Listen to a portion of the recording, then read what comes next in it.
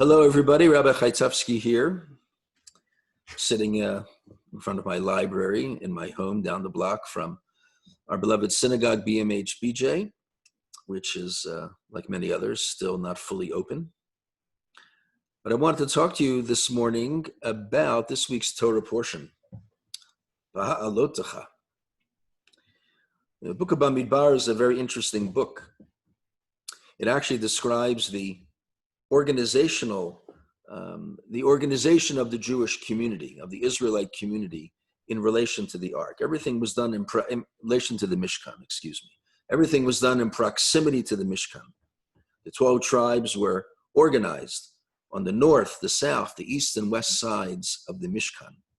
And wherever they were assigned, that was going to be their place as they journeyed to the land of Israel. The idea of being in proximity to the Mishkan is certainly something we're very, very sensitive to. Our proximity to the synagogue, as we've talked about many times, has been made a little bit more difficult because we don't have the access that we are used to in our synagogue. And yet, our challenge is to create ways to maintain connection and to maintain proximity to the synagogue. So it's interesting that after we read about the organization, and we read about various gifts that were brought by princes, and now in this week's Torah portion, the Israelites are about to travel. They're about to pack their bags, dismantle the Mishkan. That was a job of the Levites. And they're about to start the journey to the Promised Land, to the land of Canaan, the land of Israel. And the following words come at the very end of chapter 10.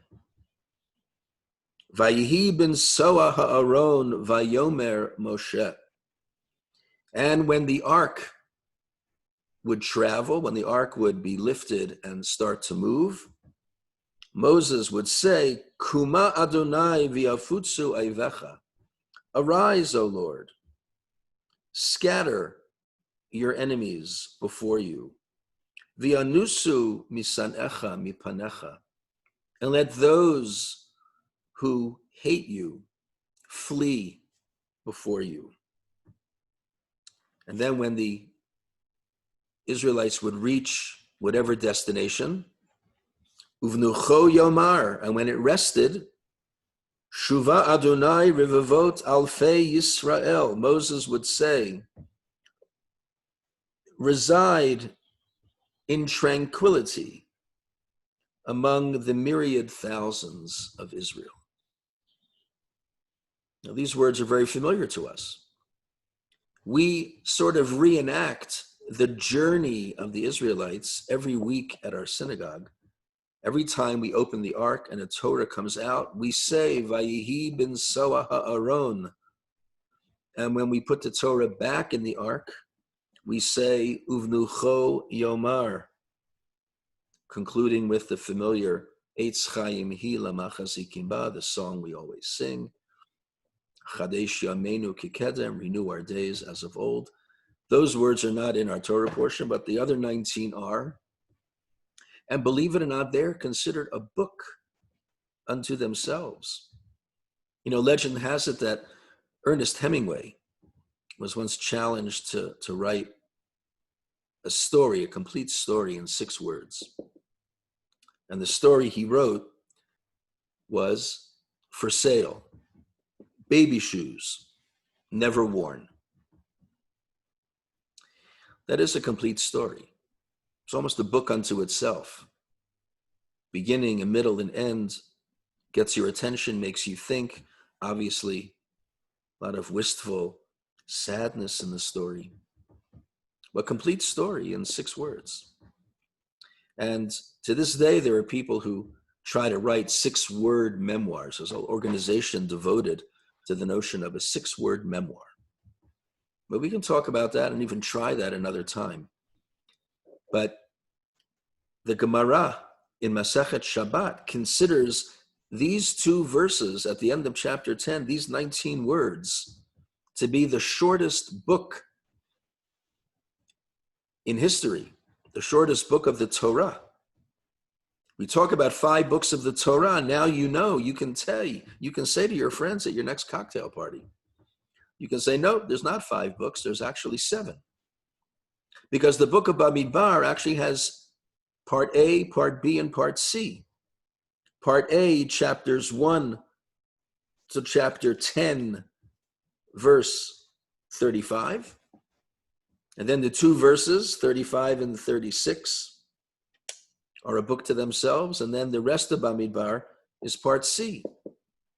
So the 5 books of the Torah are actually 7 books of the Torah. What is it about these 2 verses that made the rabbis in the Gemara say it's a book unto itself?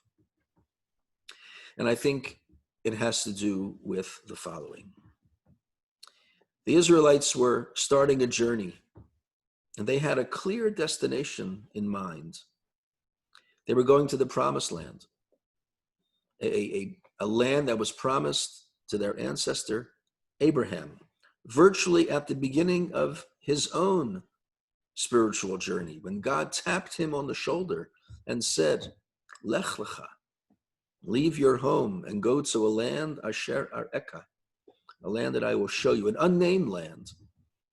But we know that land to be the land of Canaan, the land of Israel. And the Israelites are now just miles away in the Sinai desert from the land of Israel. And that's where they're headed. And the very next thing we're told, Vayehi ha'am kimit onenim. The people started complaining. That not an unusual trait for us as Jews, complaining. Rabbi Dr. Norman Lamb, who passed away last week, was the president of Yeshiva University, the most articulate spokesman for modern or centrist orthodoxy, and a teacher to so many, and a leader, a visionary, and just an amazing all-around individual, almost a Renaissance man, once described the Israelites in the desert as a whining, capricious lot. And it was no wonder that God was constantly berating them and threatening them and trying to urge them forward, because the Israelites were always complaining and looking for excuses to not do what they were supposed to do. And they had experienced literally the hand of God protecting them and guiding them and nurturing them. And for some odd reason, it wasn't enough. There were lapses in their faith. And these words, this book, sort of demarcates the organization of the Israelites around the Mishkan, which speaks of their unbelievable connection to God, and the beginning of the journey, where we're immediately told that the people lacked a little bit of faith. They had a hard time moving forward. And this is all highlighted by the words Vayihi bin Soah Ha'aron, that when the Israelites would travel, Moses would have to say, arise, let's scatter your enemies. He's going to protect you. He'll be with you. And when the ark rested, Moses would say, Shuva Adonai. We're going to rest in tranquility together with God. We, the myriad of Israel, are going to rest with you, are going to be with you, and you're going to be with us. It talked about a relationship between God and the Jewish people, a relationship that generation could feel when they wanted to, could feel in a way that is almost unbelievable to us. And we struggle with that. We struggle to feel the relationship, especially now that we are still bereft of our congregation, bereft of our synagogue, still not open totally yet. We have morning minyan in our sukkah, And we feel so close, and we can't go into the chapel or go into the sanctuary. And yet when we read the Torah this past Monday and Thursday, we did say the words, Vayihi ben Soah ha'aron, for the first time in many, many weeks. And we said the words, Uvnucho Yomar, for the first time in many weeks. We felt a certain relationship. We felt the beginning and a renewal of a relationship. It was a marvelous feeling. Even the slightest little step towards opening, towards normalcy, elevated everyone who was at the minyan. And I'd like that energy. I'd like to share some of that energy with the rest of the congregation as we start our plans for the steps necessary to be taken for an opening. And we hope you're going to be there with us. We hope you're going to be there for us. And just know that we will always be here for you and always be here with you. Because BMH-BJ is not for me as the rabbi, it's not for Kenner Goldstein, it's not for our office staff. BMH-BJ is you. It's for you, and it's by you, and it is with you. Shabbat Shalom.